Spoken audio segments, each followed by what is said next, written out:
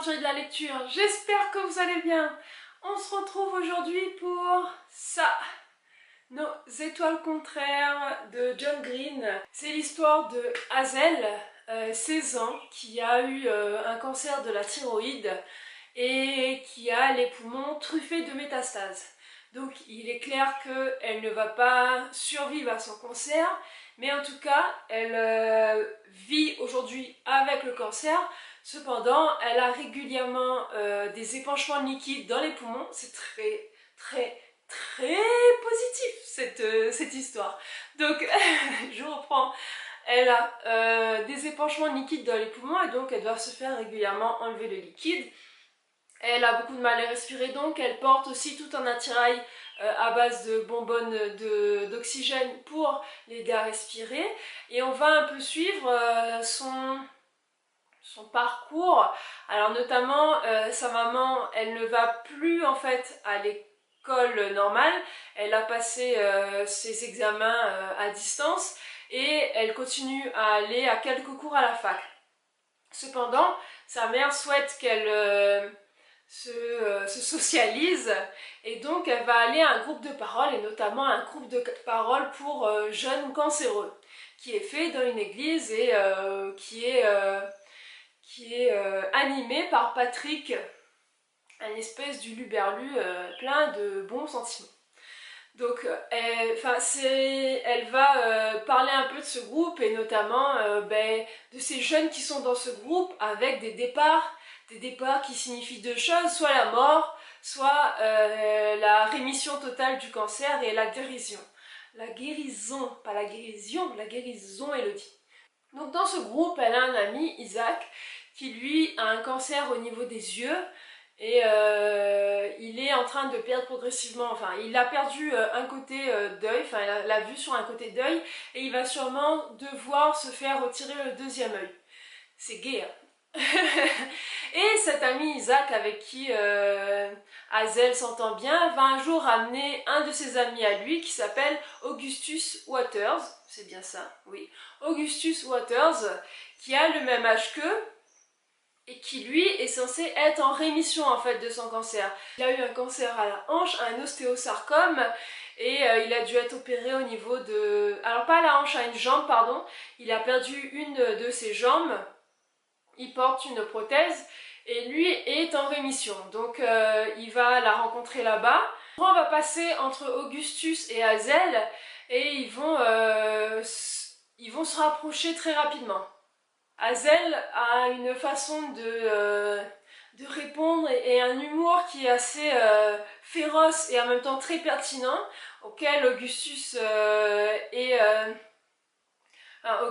est très sensible à ça et il est à peu près sur le même mode de communication qu'elle, ce qui donne des conversations assez intéressantes. Ce couple un peu étrange, on va le suivre dans leur rapprochement, notamment dans le fait que Hazel se mette beaucoup de limites, c'est-à-dire qu'elle se rend compte qu'elle est de toute façon obligée de faire vivre sa maladie à ses parents et que c'est déjà beaucoup, c'est-à-dire qu'ils vont devoir au fur et à mesure, déjà ils travaillent avec le fait, enfin ils vivent avec le fait qu'ils ont un enfant malade, un enfant qui n'y réchappera pas, donc ils savent pas combien de temps est-ce qu'elle va vivre, ou en tout cas survivre, et elle sait que ça va être une bombe pour eux en fait, le jour où tout s'arrêtera, et elle ne veut pas se rapprocher trop de Augustus, parce qu'elle a peur d'être une bombe pour lui aussi, c'est-à-dire que lui est en rémission, il a la vie devant lui, et donc elle se dit que son état va un jour se dégrader à nouveau, et donc elle ne veut pas lui faire plus de mal qu'elle ne devrait lui faire. Donc on va être dans un peu cette histoire entre les deux où il y a rapprochement parce que ça se fait même sans qu'ils le veuillent, et il y a Hazel qui va freiner des cas de fer parce que elle a peur de faire mal à l'autre et elle a peur d'être une bombe, voilà, pour les gens à qui elle tient. Donc on va suivre ça, et notamment ils vont beaucoup communiquer au travers de leurs livres, c'est-à-dire des livres qu'ils préfèrent, et d'un livre qu'adore Hazel mais qui n'est pas terminé, et qui raconte l'histoire justement d'une jeune fille atteinte de cancer, avec des relations avec sa mère qui va se remarier, avec son père, enfin toute l'histoire de cette jeune fille. Et ce qui marque le plus Hazel dans ce livre, c'est qu'il n'y a pas de fin. C'est-à-dire que l'histoire se déroule et que d'un coup, ça s'arrête. Et pour elle, si ça s'est arrêté, c'est que cette jeune fille est morte. Cependant, elle essaye de contacter l'auteur pour qu'il lui donne des informations sur les autres personnages, sur la suite qu'il aurait pu avoir, et notamment, est-ce qu'elle est réellement morte au moment où ça s'arrête.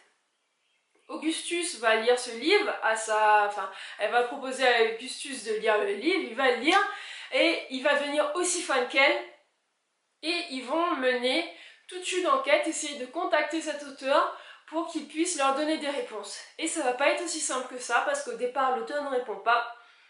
Augustus va réussir d'une manière assez... de sa manière à lui, à avoir un retour de cet auteur qui dit qu'il ne fera jamais de suite et qu'il ne donnera pas d'informations là-dessus, sauf s'ils viennent le voir directement.